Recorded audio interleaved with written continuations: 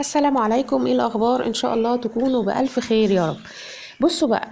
افتكر يعني لما احنا هنبقى مستعجلين وما عندناش وقت النهارده ناكل طيورنا، فمش من المنطقي ابدا يعني، ولا مش ظريف ان احنا هنسيبهم من غير اكل. طيب ما تيجي نعمل وجبه كده نخليها عندنا موجوده في ثلاجتنا وستاند باي، وقت ما نحتاجها نطلعها. مش هتاخد مننا وقت كتير، هنحضرها من قبل كده وتبقى معانا على طول. اول ما نبقوا كده عايزين ايه، ما عندناش وقت، جايين من بره متاخرين، او بيتنا مثلا بره وراجعين الصبح بدري، مش فاضيين ان احنا نقف نحضر وجبه. ما تيجي نعملوا الوجبه دي ونخليها عندنا. هقول لكم على طول كده الوجبه دي ايه، ويعني فوائدها كمان ايه بالاضافات اللي عليها. وجبتي النهارده مع طيوري هتبقى مجموعه كده من الذره اللي هو الدشيشه اللي بناكلها للفراخ، مع لوبيا، مع شويه عدس اصفر، مع شويه غله. هنضيف كل دول كده على بعض، وهبقى محضراهم مغسولين غسلة حلوة، وهيقعدوا كده في المية مدة مثلا يومين ولا حاجة. يعني هنحضرها مثلا لو حضرناها النهاردة على بالليل كده شوية، هنغير المية دي من عليها ونغسلها غسلة كويسة في المصفى، ونرجع تاني على المنول ده مثلا هنخليها لمدة يومين. تمام. اليومين دول هنتغسل فيهم الوجبة دي مرتين ثلاثة في أثناء اليوم بحال. تمام. الوجبة دي عليها كمان بزلة وعليها فاصوليا، لا بزلة المرة دي، كان عليها بزلة وذرة ولوبيا وغلة وشعير. يعني كانت وجبة بصراحة بسم الله ما شاء الله عليها. نقعناها اليومين دول وخلاص، آخر بقى يوم لقيناها طرت وبقت تمام زي الفل معانا. هناخدها بقى الغسلة الأخيرة، هنغسلها بقى، هنحط على الخلطة دي على بعض، هنحط عليها حاجة من الاتنين. يا اما الفيركون اس، هندوب كده مثلا ربع معلقة من الفيركون اس، وده مطهر طبيعي ما فيهوش اي مشكلة ان احنا نضيفهم للوجبات بتاعة طيورنا، طالما ان احنا بنطهرها وبنخليها كده بيه زي الفل، ما فيهوش اي مشاكل بالنسبة للطيور بتاعتنا خالص. يا اما نقطتين خل طبيعي من بتاع الاكل الابيض ده عادي، ونضيفها عليها ونغسلها غسله حلوه كده. المهم عندي ان هي ما يبقاش عليها اي روايح وما عليهاش اي ريم خالص. هتبقى الوجبه كده معانا زي الفل وجميله خالص، وعليها مجموعه حلوه قوي من المواد. طيب بعد ما عملنا كل ده هنعمل ايه؟ هقول لكم بقى. بعد ما اتغسلت تمام تمام وتصفت من الميه، ممكن تعملوا الوجبه دي على فكره 2 كيلو 3 كيلو براحتكم خالص، وهقول لكم تعملوا بيها وهي مخلوطه كده على بعض. بس انبهكم لحاجه، اللي هو العدس، سواء العدس الاصفر او العدس بجبه اللي هو البني الغامق دوت، ممكن نضيفه قبل يعني اخر يوم كده من النهار لاخره. بلاش نضيفه من قبلها باليومين مع الخلطه دي. يعني معنى اصح ان الحبوب بتاعتنا السميكه اللي هتحتاج ان هي تقعد في الميه شويه عشان تتشبع بالميه شويه وتطرى، مش هتبقى بنفس ان يعني العدس هيبقى مش محتاج الوقت ده مننا. تمام. اللوبيا تحتاج وقت طبعا، البزلة الناشفة اللي هي بتتجاب من عند العطار هتاخد وقت. في ايه تاني، الذرة ممكن ياخد معانا وقت. يعني الحاجات اللي هتاخد وقت دي اللي هي هشتغل عليها يومين او ثلاثة على حسب ما هتطرى معانا. تطرى معانا يعني بحيث ان احنا نمسكها بايدنا كده تتكسر في ايدنا. تمام. طب اخدتها وضفتها ونضفت تمام تمام، واتشال منها المية اللي فيها بالمصفى.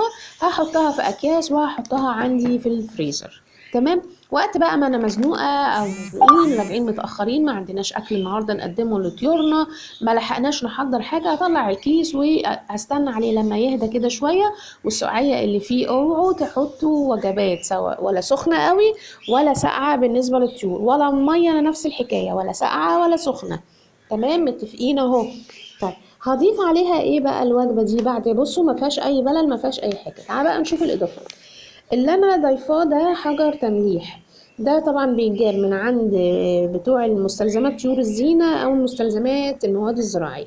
تمام. الحجر الكبير تقريبا بيعمل له 25 جنيه. تمام.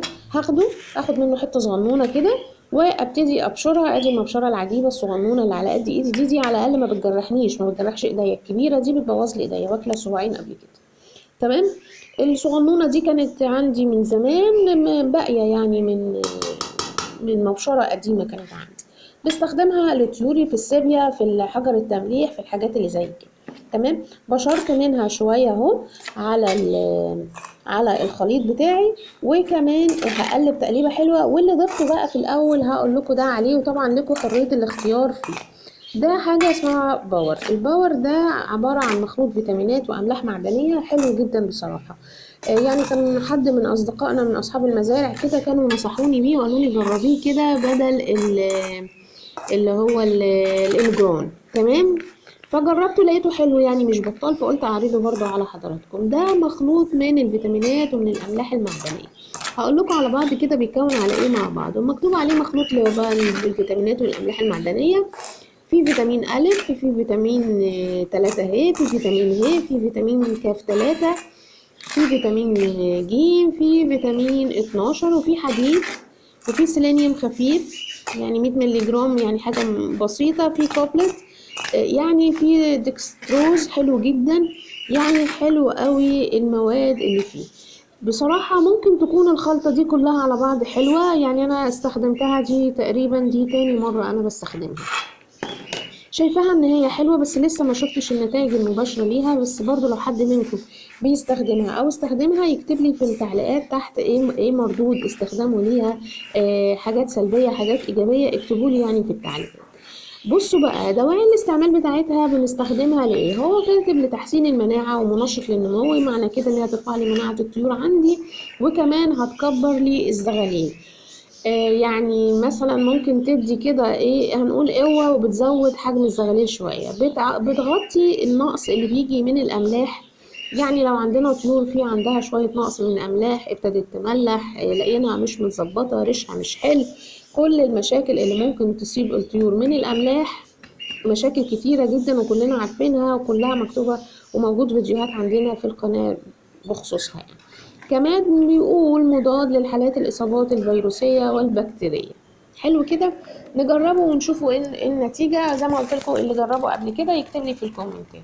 طيب تمام. انا عملت الخلطة دي وضفتها كده على بعض يعني ايه خلطتها حلو قوي مع بعض. عايزه اقول لكم حاجه بقى في الخلطه دي مش هنضيف بقى العلبه بتاعتنا بتاعت التعفير، مش هنضيفها خالص.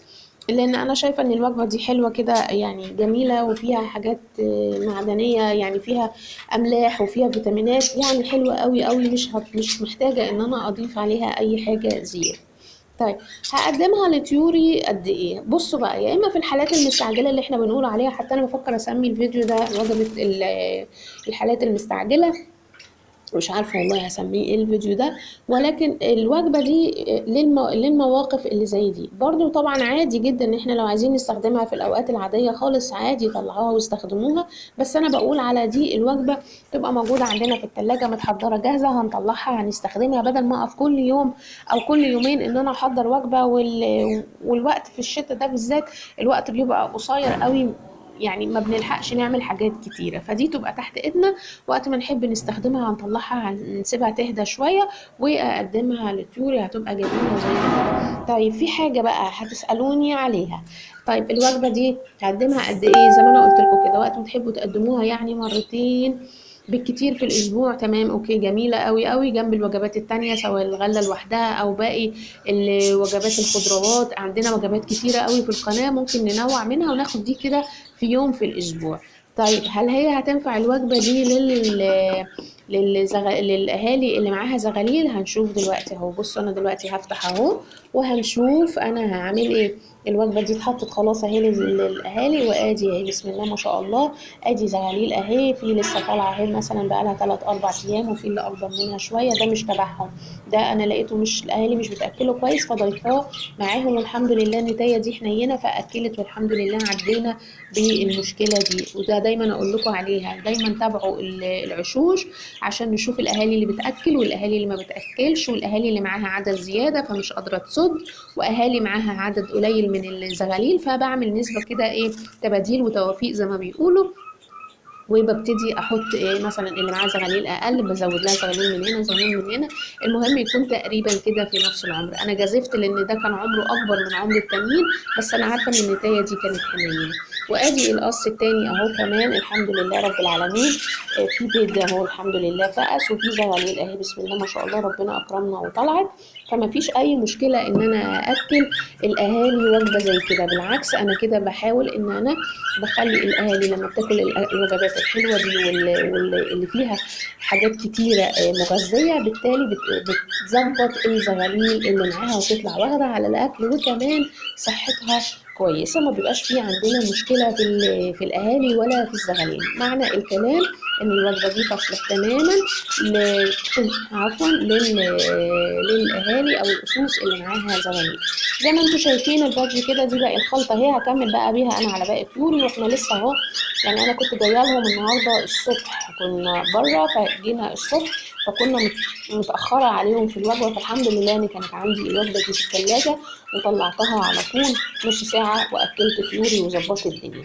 زي ما انتم شايفين كده البادج اهو بسم الله ما شاء الله بيفترس الوجبه. هلف انا بقى على باقي طيوري كده واظبطهم واشوف الدنيا ماشيه معاهم ازاي، وبعد كده بقى اشوف الارضيه الاقفاص وتنظيف الاقفاص في الاكلات، لان انا لاقياهم النهارده بصراحه مبهدلين لي الدنيا جدا. عشان انا عارفه، عشان انا اتاخرت عليهم النهارده في ان انا افطرهم واظبطهم. يعني بصوا بسم الله ما شاء الله الفكاكيلا اهو مبهدل ارضيه القفص ومبهدل الاكاله بتاعه الحبوب، والدنيا بايظه خالص. هياكلوا الوجبه دي وانضف بقى. بصوا عامله ازاي، منظر حقيقي مش لذيذ خالص يعني. هنضف الارضيه دي واشيل بقى الجزء بتاع الذره اللي انا كنت حطاه. على فكره عايزه انبهكم على حاجه، بعد ما بياكلوا الذره ده وبيفضى خالص، يستحسن ان احنا نشيله بقى ونرميه عشان ما يجيبش دبان ويجيب لنا حشرات وتبقى عليه فضلات. ما ننساش بقى اللايك للفيديو لو عجبكم الفيديو، وطبعا اللي لسه ما اشتركش في القناه بيسعدني جدا انه يشترك في القناه، ومستنيه تعليقاتكم. اكتبوا لي في الكومنتات اي حاجه ناقصاكم، اي ملحوظه، اي حاجه انتوا عايزينها اكتبوا لي في التعليقات، وانا على طول بتابع معاكم التعليقات وبرد على طول. واللي عنده اي حاجه عايز يكلمني عنها او حاجه يكلمني على صفحه الفيسبوك الخاصه بالقناه. ان شاء الله اشوفكم على خير في الفيديو الجاي، والسلام عليكم ورحمه الله وبركاته.